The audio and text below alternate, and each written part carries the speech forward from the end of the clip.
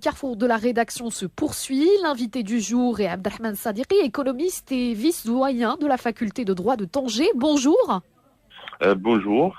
Vous avez suivi la présentation la semaine dernière de ce projet de loi de finances 2014, un projet sous le signe de l'austérité. Est-ce que vous Oui, confirmez? oui, vous l'avez bien dit, l'austérité, je rajouterais même que le projet actuel, donc, il essaye de répondre à un certain nombre de recommandations, surtout de la part des institutions de Bretton Woods, et on parle plus particulièrement le Fonds monétaire international. Et il essaye aussi de répondre à un certain nombre de recommandations de lobbying interne, surtout le CGEM et d'autres. Puisque vous avez évoqué un contexte international, vous dites dans un article publié hier sur un site internet que ce projet de loi de finances est dicté par les créanciers du Maroc. Comment le FMI et la Banque mondiale ont-ils orienté, on va dire, l'élaboration de ce texte?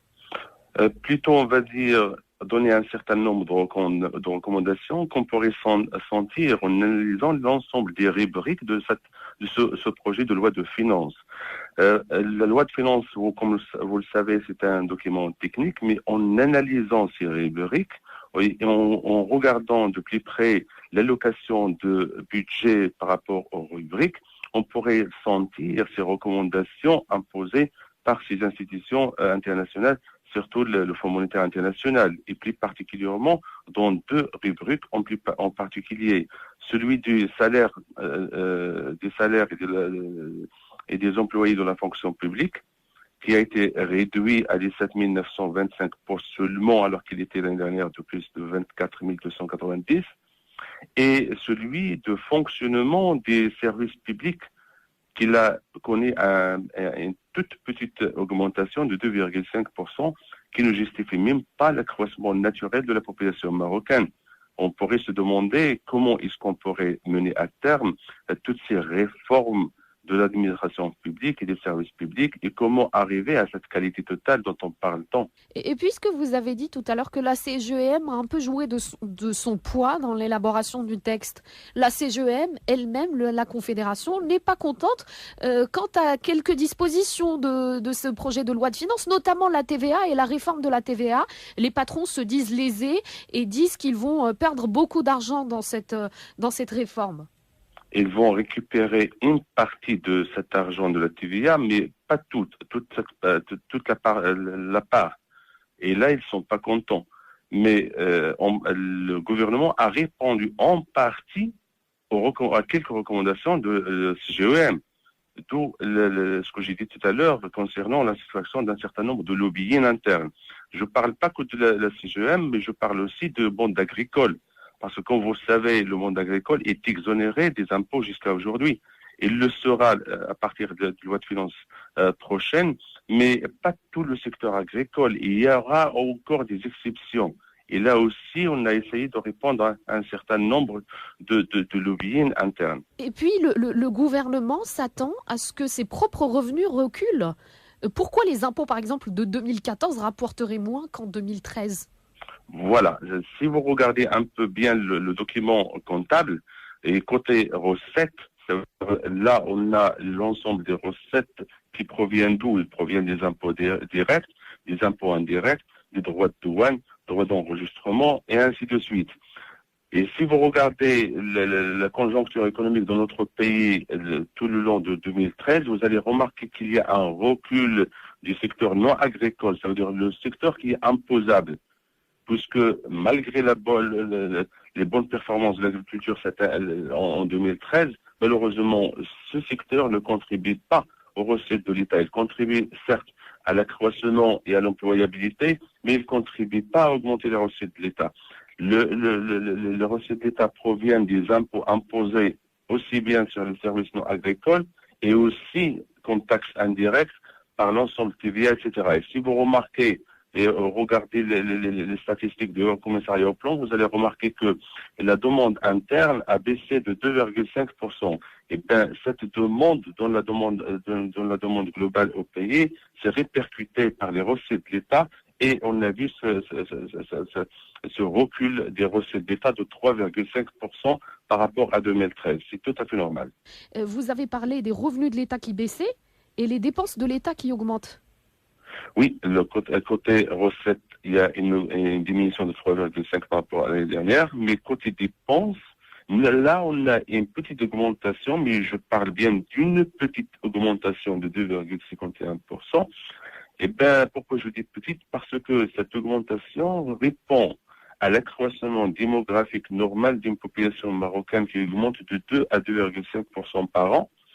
Si on prend en considération aussi l'inflation qui est de l'ordre de 2 à 2,5%, si on prend en considération aussi le côté qualitatif en rapport avec ce bien-être de la société marocaine, on s'attendait à ce que cette augmentation soit davantage que de 2,51%. En décortiquant de plus près la rubrique de dépenses, qu'est-ce qu'on remarque? On remarque côté masse salariale, eh ben, c'est elle qui justifie en fait cette augmentation de 2,5% parce que la masse salariale va augmenter de 4,5% par rapport à l'année dernière. Comment se justifie ceci? Se justifie tout simplement par les embauches qui ont été faites ces dernières années. Se justifie aussi par le dialogue social qui était mené sous le règne du gouvernement Abbas Fassi. Se justifie aussi par l'ensemble des promotions qui étaient retardées ou bien arrêtées et qui ont bougé tout à fait normalement depuis l'année dernière. Donc la masse salariale, il va connaître une augmentation de 4,5%. On va enregistrer aussi une toute petite augmentation des dépenses allouées à la fonction des services publics de l'ordre de 2,5%. Pour le gouvernement aussi beaucoup. Côté académique, on pourrait dire que c'est très peu. Pourquoi c'est très peu? Parce que le nombre de services publics a augmenté. Les usagers de ce service public ont aussi augmenté. Si on cherche la qualité dans ces services, on ne peut pas essayer de générer un remède et ne pas améliorer les hôpitaux, le fonctionnement des hôpitaux. C'est insensé.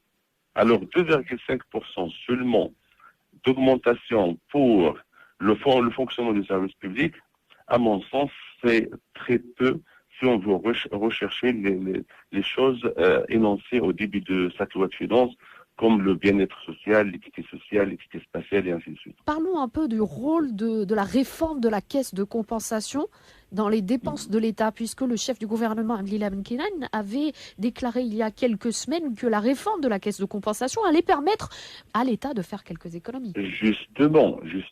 Et c'est le grand point positif de cette loi de finances, positive par rapport au gouvernement, négative par rapport aux consommateurs usagers.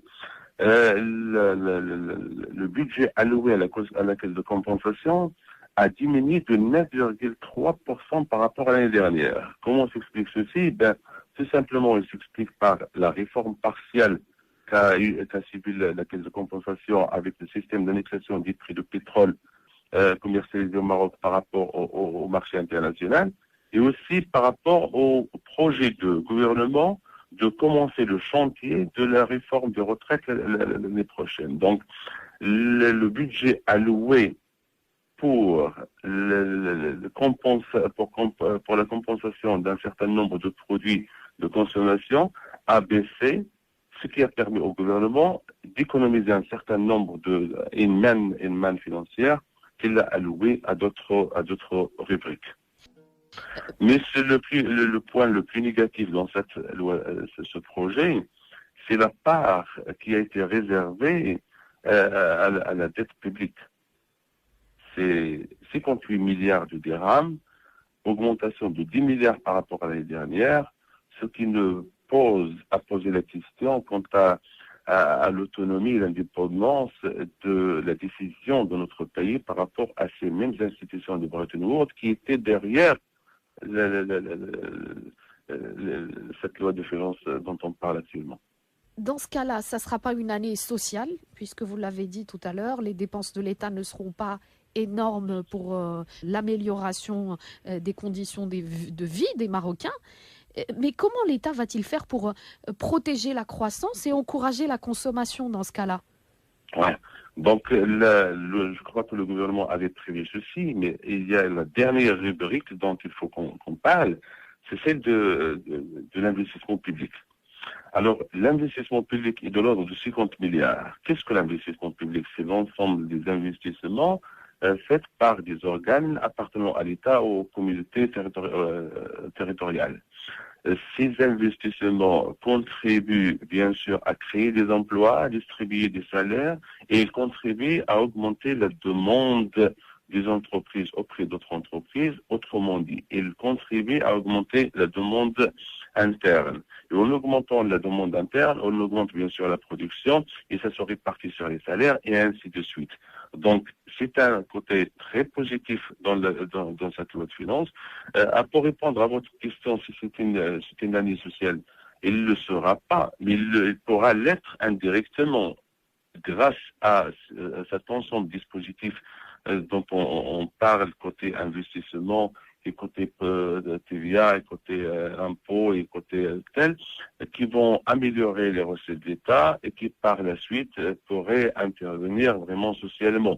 Et je crains qu'il y ait là un côté politique dont on ne veut pas parler. Ça veut dire on veut laisser, comme on dit, la cerise sur le gâteau à l'année 2015. C'est là où il y aurait les élections et on aurait une loi de finances un peu meilleure et un peu plus sociale que celle-ci. En espérant que le peuple ait cette mémoire courte dont on parle. Malheureusement, si vous voulez une petite conclusion concernant cette loi de finances, je dirais que malheureusement, cette loi de finances, je dirais bien malheureusement, ce projet est un projet tout à fait ordinaire qui répond aux contraintes conjoncturelles et il n'essaye pas de répondre aux problèmes structurels du pays et il ne répond pas à cette démarche qu'on a commencée depuis l'arrivée de Sa Majesté le Roi en 1999 pour bâtir ce Maroc moderne avec de ces grands projets structurants, aussi bien côté social, côté économique et ainsi de suite. Le présent projet de loi de finances répond à une conjoncture et il ne répond pas aux problèmes structurels du Maroc. Monsieur Abdelrahmane Sadeghi, économiste et vice-doyen de la faculté de droit de Tanger, je vous remercie. Merci infiniment.